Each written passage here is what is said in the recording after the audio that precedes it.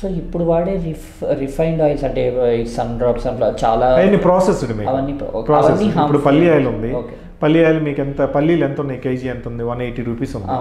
KG పల్లి oil 170 రూపాయలకి ఎట్లా ఇస్తున్నాడు? కేజీ పల్లీలో 180 ఉన్నాయి, కేజీ పల్లి ఆయిల్ 160, 170కి ఎట్లా ఇస్తున్నాడు? ఒక కేజీ పల్లి ఆయిల్తో మీరు ఆయిల్ తీస్తే 350 ml 400 ml వస్తుంది ఆయిల్. ఇప్పుడు 1 లీటర్ ఆయిల్ మీకు 180 రూపీస్కి ఎట్లా ఇస్తున్నాడు? 160, 170కి. ప్రాసెస్ దాన్ని మల్టిప్లై అవుతుంది. ఓకే, డైల్యూట్ చేసి దాన్ని మల్టిప్లై చేస్తాం. సో ఇప్పుడు మరి కుకింగ్కి కరెక్ట్ ఆయిల్ ఏంటి సార్? మనం గానుగ నూనె, కోల్డ్ ప్రెస్ ఆయిల్స్ వాడుకోవాలి. గానుగ నూనె మళ్ళీ పూర్వకాలంకి వచ్చేసారు, చాలా మంది వచ్చారు, ఇంకా చాలా మందికి అవేర్నెస్ రావాలి. ఆల్మోస్ట్ 70 to 80% పీపుల్ వచ్చేసారు. ఇంకా లైఫ్ స్టైల్ చేంజెస్ చేస్తున్నారు ఇప్పుడు. కరోనాకు ముందు, కరోనా తర్వాత మేము చాలా వేరియేషన్ చూసాం.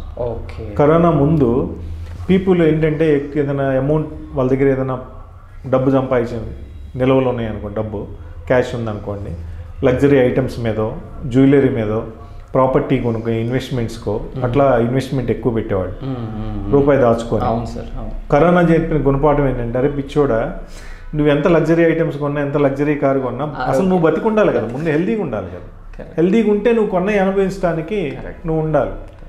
సో అది నువ్వు హెల్తీగా లేకుండా నువ్వు అన్ని ప్రాపర్టీలు కొనుక్కొని ఎవడి కోసం ఎవడు అనుభవిస్తాడు వాటిని? అదొక గుణపాఠం అనేది. ఇప్పుడు ఏంటంటే ఆ రియలైజేషన్ వచ్చింది కరోనా తర్వాత. ప్రతి వాళ్ళు ఫిట్నెస్ మీద, వాళ్ళ డైట్ మీద, పర్సనల్ లైఫ్ స్టైల్ మీద కొన్ని అవేర్నెస్ వచ్చి మార్చుకుంటున్నారు, పద్ధతులు మార్చుకున్నారు చాలా వరకు నాకు తెలిసిన వాళ్ళు. ఇంకా మారాలి, ఇంకా చాలా ఉండాలి సార్. అలాగే సార్, తినే ఐటమ్స్లో అంటే ఇప్పుడు గీ మంచిది అన్నారు కదా సార్, సో కానీ ఇప్పుడు సార్ బాగా వినిపించేది మిల్క్ వద్దంటున్నారు, మిల్క్ తాగొద్దంటున్నారు. కొంతమంది పెద్దవాళ్ళు కొంతమంది ఏంటంటే మిల్క్ తాగకపోతే ఎలా, కాల్షియం మిస్ అయిపోతుంది కదా అనేవాళ్ళు కూడా ఉన్నారు. సో ఇప్పుడు మిల్క్ ఎందుకు అవాయిడ్ చేస్తున్నారు సార్? ఇప్పుడు వచ్చే మిల్క్లో అంత కాల్షియం, అంత వాల్యూస్ లేవు. బికాజ్ ఎందుకంటే ఇప్పుడు మీకంతా కూడా సిటీస్లో ఎక్కడ కూడా మీకు పచ్చిగడ్డి, గేదెల దానా చాలా తక్కువ ఉంటుంది. సో అంత ప్యూర్ మిల్క్ మీకు ఎక్కడ రాదు. అసలు లాక్టోస్ టాలరెన్స్ ఎక్కువ వలన ఇప్పుడున్న సిచ్యువేషన్స్లో పిల్లల్స్లో, కిడ్స్లో, మెయిన్ పిల్లల్లో గట్ హెల్త్ అనేది చాలా డ్యామేజ్ అవుతుంది.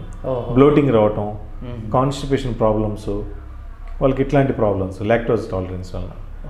సో దానివల్ల అసలు లాక్టోజ్ అవాయిడ్ చేసేసామని చెప్తున్నారు, గట్ హెల్త్ డ్యామేజ్ అవుతుందని.